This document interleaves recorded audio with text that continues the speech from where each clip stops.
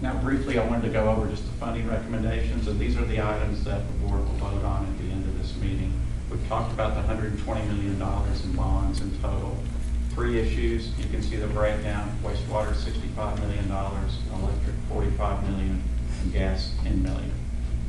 As we typically do this time each year, we request the board provide us with the authorization to issue a line of credit for the gas division to manage cash flow seasonality for gas, which we would only draw upon in the event of a potential cash shortfall. So that's an action item as well. And then, as we have discussed many times, our long-term funding plan for the consent decree does include a modest wastewater rate increase every other year, and the next scheduled increase is for the upcoming fiscal year. And we'll talk about that in a little bit more detail. On the bond issues, again, they'll fund the capital improvements, electric, gas, and wastewater systems. That we don't anticipate going to the market probably until late summer, early fall. That's the earliest we would probably need the funds. We do anticipate that they will be competitively bid, as has been our practice always in the past. And we will award the bonds to the low-cost bidder. It will be fixed rate debt, no variable rate debt, and that simply means that each respective interest rate for each maturity, for each series of bonds will be fixed. It won't be subject to market conditions and increasing or decreasing. The maturities will vary. We'll talk about that in just a moment. Gas will be the shortest, wastewater will be the longest, and that's consistent with our financial plans. And as the board knows, City Council authorization is required for all of our bond issues. So we would anticipate probably going to City Council sometime during the summer. For the wastewater bonds, and I'll just briefly go through each one of these. Wastewater is $65 million.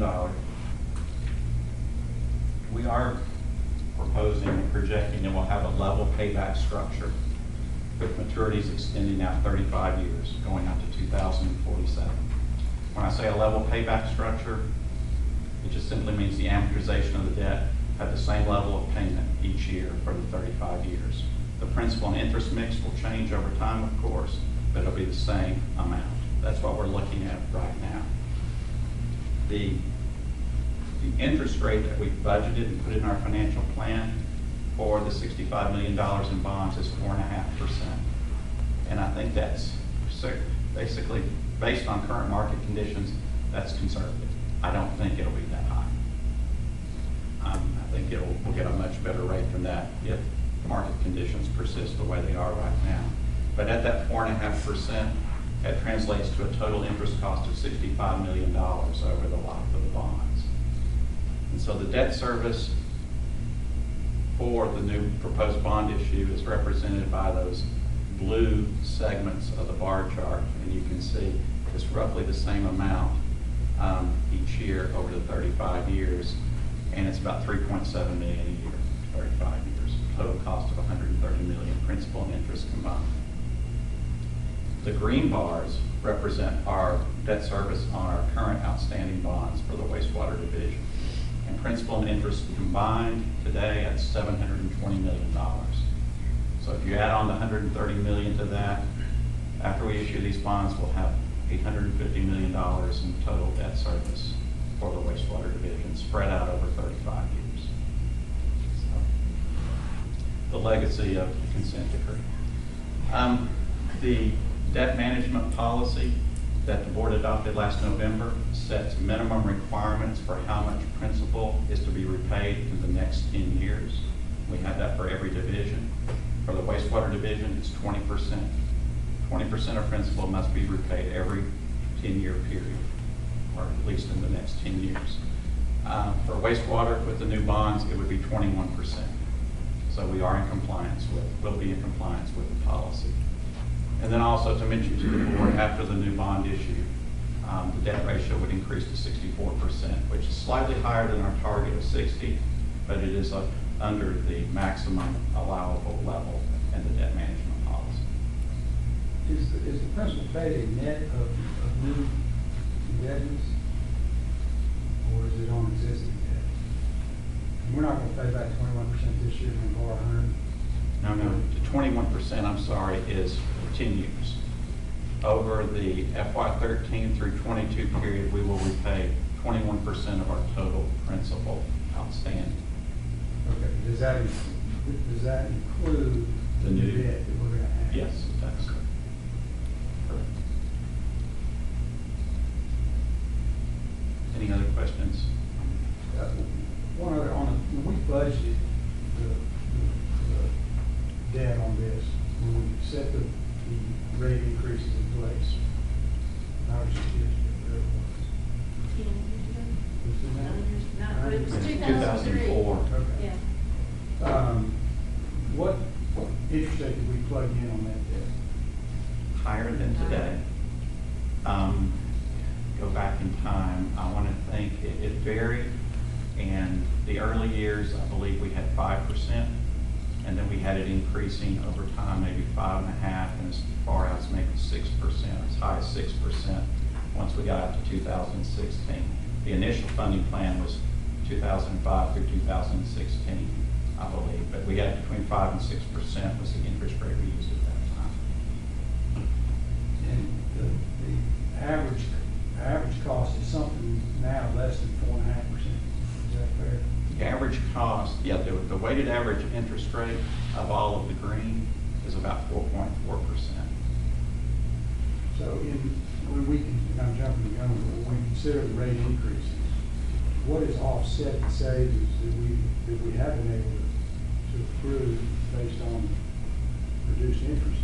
What are we doing with that savings?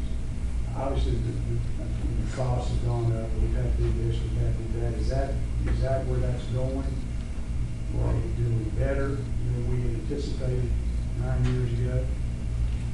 From an interest rate perspective, we have done better, so there has been some interest cost savings there.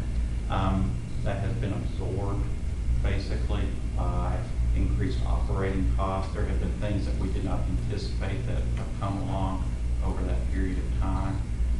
So that's absorbed a portion of that.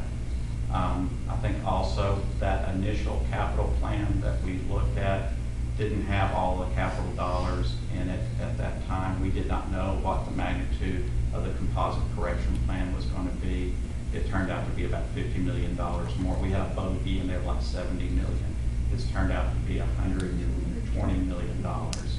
So a portion of it has been absorbed in some unforeseen operating costs that have been really mandated, like the OPEB, but the biggest part has been in that capital, additional capital costs that we did not foresee at that point in time.